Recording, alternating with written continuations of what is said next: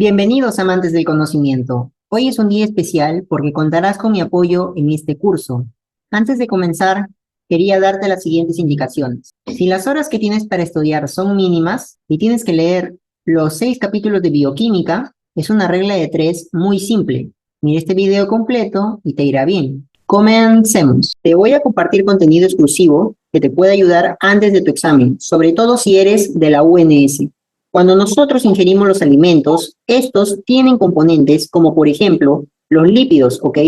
Y estos viajan a través del tubo digestivo, pasando por diferentes etapas hasta convertirse en el quilo, para ser absorbidos en el intestino delgado por acción de la bilis y de la degradación enzimática, convirtiendo esas grasas en pequeñas micelas que son absorbidas por los enterocitos, que son células del intestino, para posteriormente ser transportadas por los quilíferos a los ganglios linfáticos que desembocan en la sangre. Tenemos que entender que el colesterol del intestino delgado es absorbido por los enterocitos y recuerda, esta absorción puede ser inhibida por la ezetimiba. Además, las grasas no son solubles en la sangre, por lo que estos enterocitos se disponen a equiparlas con proteínas ApoB48, adquiriendo una nueva denominación, kilomicrón naciente, que no es otra cosa que una lipoproteína. Pero recuerda esto, no solo puedes obtener lipoproteínas de los enterocitos, sino que los hepatocitos, que son células del hígado, también pueden secretar estas lipoproteínas, denominándolas VLDL naciente, que significa lipoproteína de muy baja densidad. Doctor, explíquenos, ¿qué significa de muy baja densidad? Eso quiere decir, chicos, que la lipoproteína está muy cargada de lípidos, ¿ok? Recuerden este dato que será muy importante para más adelante entender al HDL2. Bien, sigamos. Entonces ya sabemos que para que las grasas viajen por nuestra sangre, deben estar dentro de las lipoproteínas. Pero, ¿y estas proteínas dónde se forman? Bueno, la respuesta está sencilla, pero si no lo sabías, te ayudamos. Se producen en el hígado. Ahora veremos cómo funciona.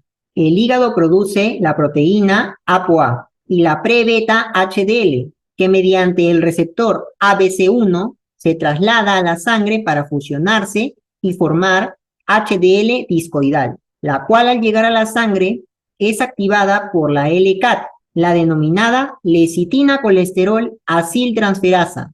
Recuerda que su deficiencia produce ictericia obstructiva. Una vez activada, este HDL discoidal convierte el colesterol en éster de colesterilo y la lecitina en lisolecitina. Y a esta nueva forma se le conoce como HDL3, la cual contiene grandes cantidades de ApoC y ApoE, que serán donadas a los VLDL y kilomicrones nacientes, también conocidos como de novo o recién formados para su correcto transporte. El exceso de este HDL3 puede ocasionar hiperalfa lipoproteinemia familiar, pero esta alteración considérala especial debido a que es beneficiosa para la salud, ya que nos otorga una prolongada longevidad. Pero su principal componente del HDL3 es el ApoA. Recuérdalo. ¿Lo vas a recordar? ¿Sí o no, Marino? Sí, señor.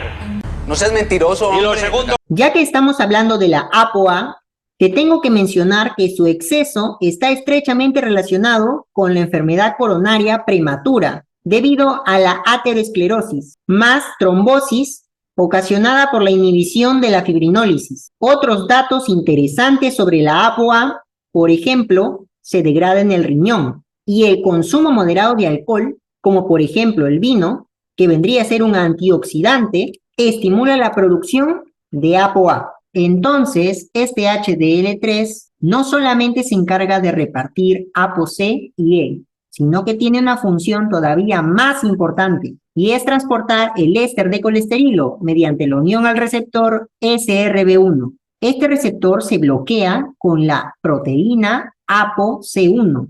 Entonces, el éster de colesterilo que se encontraba en el HDL3 se trasladan para la producción de hormonas esteroideas. Por ejemplo, tenemos a la testosterona formada en los testículos por las células de Leydig y el estrógeno formado por los ovarios en las células foliculares. Además, Tenemos este receptor en el hígado, donde los ésteres de colesterilo sirven para producir bilis, importante en la emulsificación de grasas en el intestino delgado.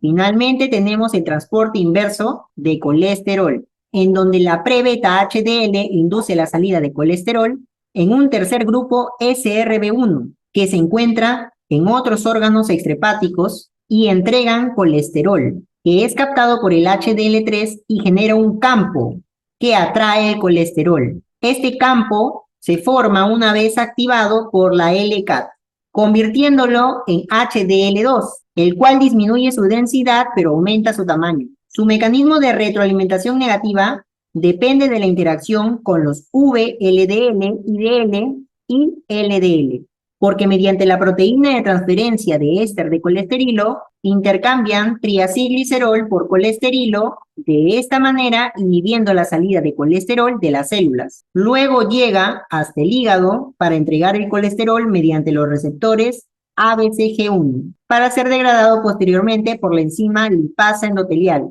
Luego se vuelve a formar el HDL discoidal y este proceso se conoce como el ciclo del HDL. Datos. El aumento de HDL2 es inversamente proporcional al factor de riesgo de aterosclerosis. Ahora veremos cómo el VLDL y el kilomicrón transportan principalmente los triacilgliceroles. El VLDL maduro, que ya recibió su ApoC y E, es captado por el receptor de VLDL del adipocito para obtener sus triacilglicerol mediante la lipoproteína lipasa, que está unida al vaso sanguíneo por heparansulfato, que es activada mediante la proteína ApoC2 e inhibida mediante la proteína ApoA2 y ApoC3. Aquí tenemos el tipo 1 de la hiperlipoproteinemia, debido a una deficiencia de la lipoproteína lipasa o una deficiencia de ApoC2. Dame una ventana para explicar cómo se forman estas lipoproteínas lipasas. Lo que sucede es que los islotes beta pancreáticos secretan insulina, que es captada por los adipocitos, y es de esta manera que estimula la formación de lipoproteínas lipasas y su translocación a los vasos sanguíneos de los diferentes órganos. Por ejemplo, el tejido adiposo, vaso, los pulmones, la médula renal, la arteria aorta, el diafragma, el corazón, la glándula mamaria y el músculo esquelético. Datos. En un estado de inanición, la lipoproteína lipasa del corazón tiene mayor afinidad que las del tejido adiposo. Por otro lado, en el embarazo, las lipoproteínas lipasas de las glándulas mamarias tienen mayor afinidad que las del tejido adiposo, debido a su necesidad de crecimiento para la producción de leche materna, en donde se dará la síntesis de las grasas lácteas. ¿Qué pasó, campeón? ¿Estoy yendo muy rápido? Tranquilo, que si no entendiste, lo repites. Recuerda que para ser el mejor en cualquier disciplina, tienes que forjar tu talento a repetición. La idea es que estés atento audiovisualmente para que puedas captar más del 40% de la información en tu primera revisión de la cátedra. Volvemos. Bueno, entonces los VLDL captados por la enzima lipoproteína lipasa se convierten en glicerol, que se queda en el plasma, y ácidos grasos libres representados por la FFA, que se une a la albúmina para su transporte. Ahora el FFA ingresa y se convierte gracias a la enzima acil-CoA sintetasa en acil-CoA. Y ahora tendremos los principales mecanismos reguladores del adipocito, la esterificación, que convierte al acil-CoA más el glicerol 3-fosfato en triacilglicerol. En esta forma se almacena el tejido adiposo. Y el otro mecanismo es la lipólisis. Y gracias a la enzima lipasa sensible a hormonas, el triacilglicerol se convierte en FFA y glicerol. Ambos se trasladan a la sangre, en donde se oxidan para dar energía y viajan hasta el hígado. Datos. En inanición, los FFA aumentan un 0,7 hasta 0,8 miliequivalentes, y en los diabéticos los FFA aumentan en 2 miliequivalentes por mililitro. Debes recordar que el adipocito sintetiza dos hormonas importantes, la leptina, cuya función es estimular el uso de energía y limitar el hambre, y cuya deficiencia causa obesidad, y la adiponectina, cuya función modula el metabolismo de la glucosa y los lípidos del músculo y el hígado y mejora la sensibilidad por la insulina. ¿Quién más mejora la sensibilidad por la insulina? El ejercicio físico, sobre todo el cardio. Por otro lado, regresando al VLDL, se convierte en IDL y es captado por otras lipasas de otros órganos, convirtiéndose en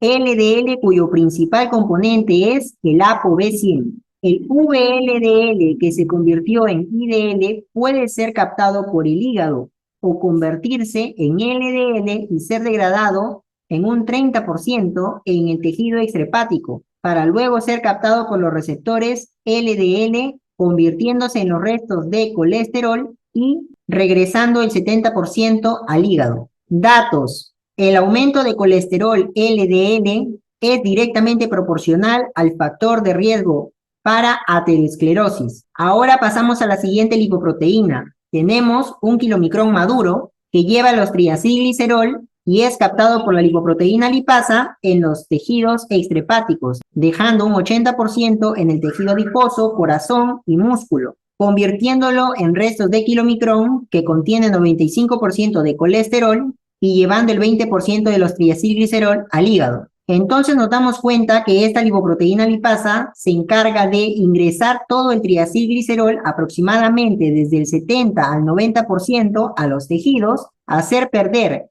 el ApoC al VLDL y al kilomicrón, teniendo en cuenta que los kilomicrones mantienen el ApoE y los restos de kilomicrón contienen éster de colesterilo y colesterol. Ahora que todos los tejidos recibieron triacilglicerol, lo que quedó en circulación va a ser degradado por el hígado. En el hígado tenemos la lipasa hepática, que junto al receptor de LDL, y si este receptor se encuentra defectuoso, ocasionaría la hiperlipoproteinemia tipo 2, conocida como hipercolesterolemia familiar, que también es ocasionada por una deficiencia en el ApoB100. Eso nos indica una elevación de colesterol VLDL. Y para completar, ya que estamos aquí, la carencia de las ApoE4 y E3 ocasionan la hiperlipoproteinemia tipo 3. La lipasa hepática, que estaba junto al receptor LDL, también tiene a otro receptor denominado LRP1, cuya función es captar los restos e hidrolizar los triacilglicéridos en ácidos grasos libres y glicerol. Este FFA puede atravesar la membrana celular del hepatocito y en el citoplasma esterificarse y hacer lipólisis para ingresar al lumen del retículo endoplasmático para ser equipado con ApoB100. Su deficiencia produce una hipolipoproteinemia denominada abeta-proteinemia. Estos ApoB100 son provenientes de los polirribosomas. Esto gracias a la proteína de transferencia de triacilglicerol microsomal, el famoso MTP. Una vez fusionados, adquiere el nombre de VLDL1, que es atrapado en una capa lipídica llamada la vesícula de COP2, la cual una parte del VLDL1 realiza una translocación a la sangre y la otra parte del VLDL1 va al lumen del Golgi para que se una con más triacilglicerol, formados por el ácido fosfatídico obtenido de los fosfolípidos a través de la enzima fosfolipasa D, que es activada por el cofactor ARF1, para formar el VLDL2, que también sufre una translocación a la sangre, pero ambas son nacientes, por lo que tienen poca cantidad de ApoC y E. Luego que el HDL3 les dona sus APOs E y C, maduran y continúan su ciclo. Los factores que potencian tanto la síntesis de triacilglicerol como la secreción de VLDL por el hígado incluyen el estado de alimentación en lugar del estado de inanición.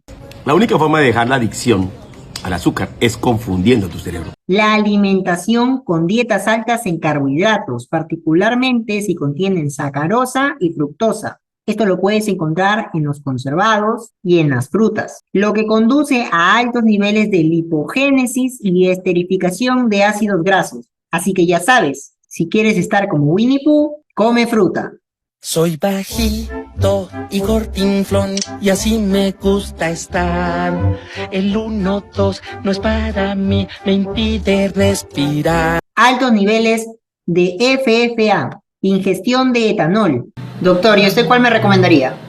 Blue Label de Johnny Walker. Altas concentraciones de insulina y bajas concentraciones de glucagón. Mejora la síntesis y esterificación e inhiben su oxidación. Felicidades, terminaste el video.